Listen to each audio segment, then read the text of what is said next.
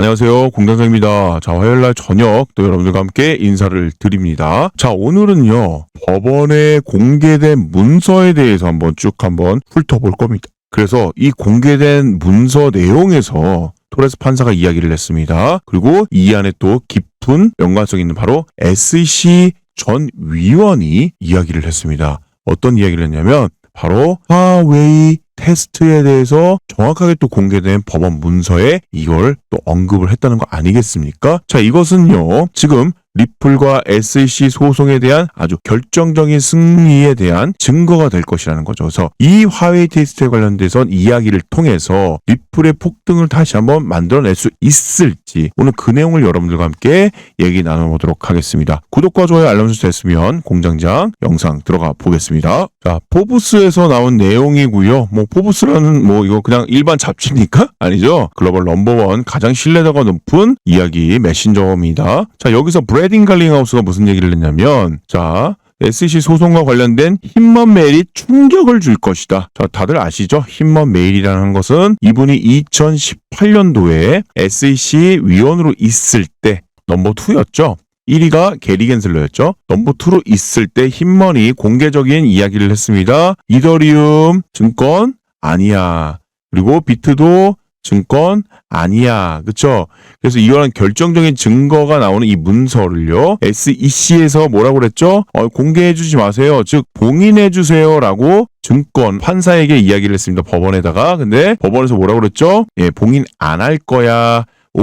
할 거야 라고 이야기를 했습니다. 그것에 인해서 브래딩 갈링하우스가 이야기를 하는 겁니다. 아주 매우 큰 충격을 줄 것이라고 이야기를 한 겁니다. 그 내용이에요. 자, 그래서 증권거래 SEC 암호화폐에 대한 단속은 계속되고 있으며 게리 겐슬러 의장은요, 규제 명확성이 부족한 게 아니라 규제 준수, 그러니까 이야기하고 있죠. 니네 규제가 지금 명확하지 않아, 클리어하지 않아 라고 이게 아니고 SEC 의장이 얘기하는 거는 너네가 이 규제 자체가 정확한데 준수를 안 하고 있어. 즉 지키지 않은 게 문제야 라고 이야기를 하고 있는 겁니다. 자, 그걸로 인해서 많은 사람들이 고통받고 있다는 투자자들이. 자, 지금 게리 겐슬러가 SEC 의장이 이야기하고 있는 가장 중요한 논점은 뭐죠? 투자자 뭐죠? 보호. 굉장히 아이러니하죠. 그쵸? 이걸로 인해 지금 투자자들이 굉장히 고통받고 있는데 참 웃깁니다. 그쵸? 이게 이런 얘기 좀 해도 되나? 일본이 아니면 전제주의 국가들이 너네들 발전시키기 위해서 우리가 들어가서 해준 거야, 통치해준 거야 라는 그런 논리랑 뭐가 다릅니까? 그쵸? 말도 안 되는 이상한 논리를 펴고 있습니다. 자, 겐슬러는 최근 비트코인을 제외한 모든 디지털 자산이 증권으로 간주될 수 있으므로 증권법의 적용을 밟을 수 있다.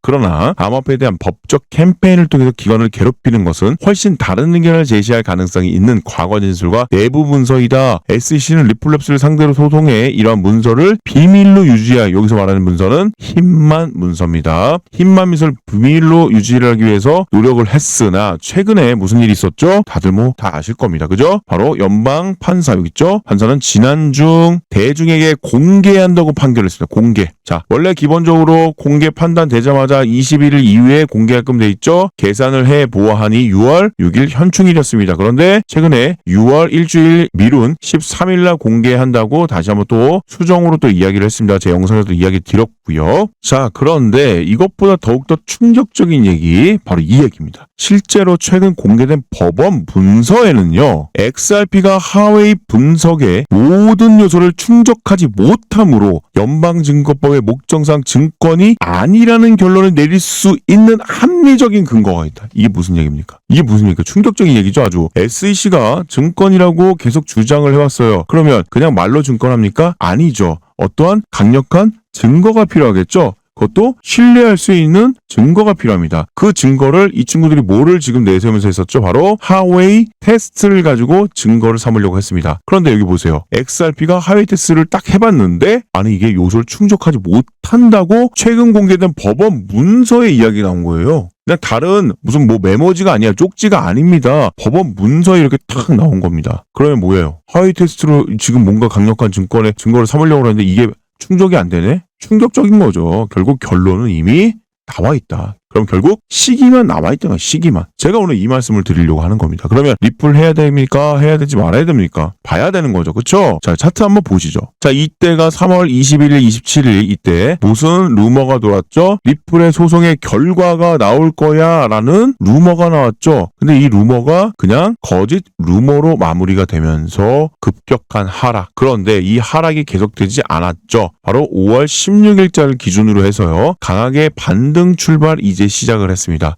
왜? 이제 진짜 소송에 대한 결과가 임박되어 있기 때문입니다. 자, 그래서 5월 16일 기준점으로 저가 여러분들과 함께 뭐 했었죠? 타점을 공유를 했죠. 어떤 식으로 공유했나요? 자, 제 개인 전화번호 2429-5330이죠. 여기에 공장장이라고 저녁에 퇴근하시면서 저한테 문자를 탁 보내주셨어요. 그래서 제가 리플 5월 16일 화요일날 타점 나오자마자 매수 가격 572원 그대로 문자를 통해서 여러분께 안내드렸다. 매수 이유는 조금 기니까 무료 체험방에서 다 안내를 드렸죠. 자, 리플뿐만 아니라 트론도 마찬가지. 최근에 트론. 자, 트론 일봉 차트인데요. 마찬가지로 5월 12일이었죠. 12일날 출발을 했습니다. 강력한 상승 올라가 엄청난 지금 폭등이 나오고 있습니다. 그런데 타점은 어떻게? 역시 제 개인 전화번호 2429-5330입니다. 이제 슬슬 외울 때도 됐는데 1번이라고 보내주신 분에게요. 아침 일찍 점심시간 식사 때 5월 12일 그대로 나왔죠. 타점 여기 5월 10일 그대로 타점 나왔죠. 나오자마자 바로 가격 91.2 이렇게 문자 안내 드렸다는 거예요. 자, 그리고 무료 체험방 안내 드렸고, 자, 끝으로 하나만 더 볼까요? 앱토스입니다.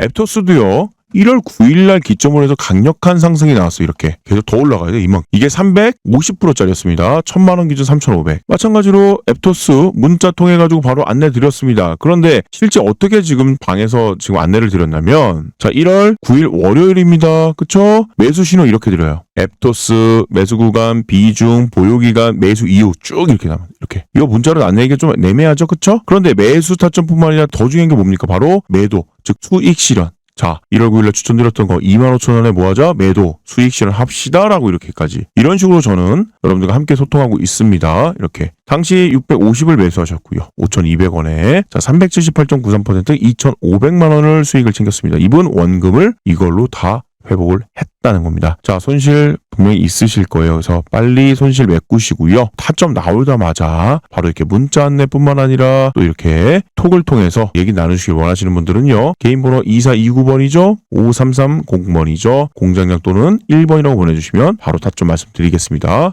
이상 공장장이었습니다. 감사합니다.